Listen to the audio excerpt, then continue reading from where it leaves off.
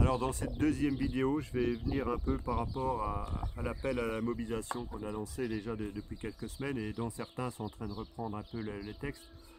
Je vais peut-être aussi parler encore une fois de Florian Philippot. Je suis désolé Florian, je suis désolé pour les adhérents qui te suivent. Mais aujourd'hui, toutes les vérités, on va les dévoiler. Personne ne nous empêchera de les dire. On a des rapports, hein. Vous avez tout un rapport ici, vous voyez. Donc tout ça, c'est des dépôts de plainte pour toutes les personnes contre le terrorisme d'État en France et le rôle de la justice. Donc nous, on ne négligera aucune possibilité de notre côté.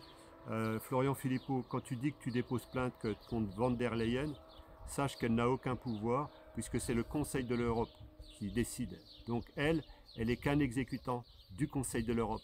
Donc c'est quand tu dis que tu vas déposer des plaintes contre Van der Leyen, je crois que tu caches des choses ou alors tu ne sais pas des choses. Mais en faisant ça, ça te permet de monter en puissance, de croire que les gens, parce que tu as déposé, que tu es le seul déjà, deuxième chose, tu n'es pas le seul à avoir déposé des plaintes contre ces gens-là, il y a des collectifs. Toi, tu te représentes en tant que seul, mais je peux te dire que, preuve à l'appui,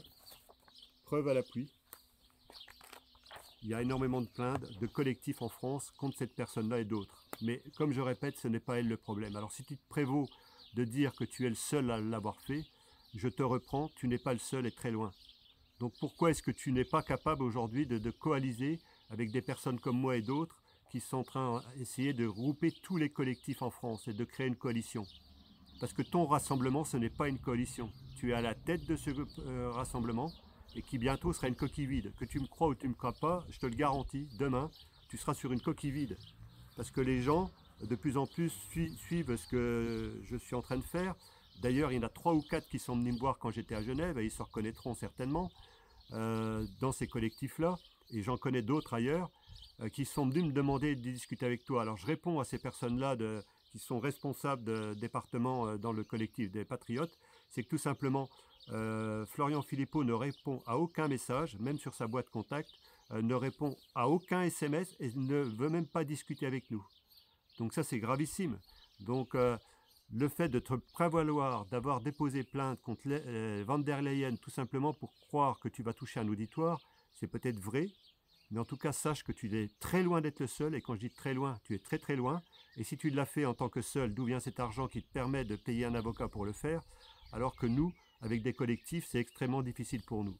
D'ailleurs, ta campagne d'élection présidentielle, je me demande où c'est que tu trouves tous les fonds. Alors tu vas me dire, moi j'ai plein d'adhérents, oui, d'accord, mais en fait, c'est tout ce qui se passe aujourd'hui, c'est à double contact, parce qu'il y a des élections européennes qui sont financées par la population, par les adhérents, et une fois que la personne a 5%, qu'elle a été mise plus ou moins en avant par le système, et on voit une répétition sans arrêt, heure après heure, dans les médias, qu'il faut voter pour les principaux partis politiques en place, et tu en fais partie, même à moindre échelle, mais tu passes aussi dans les médias.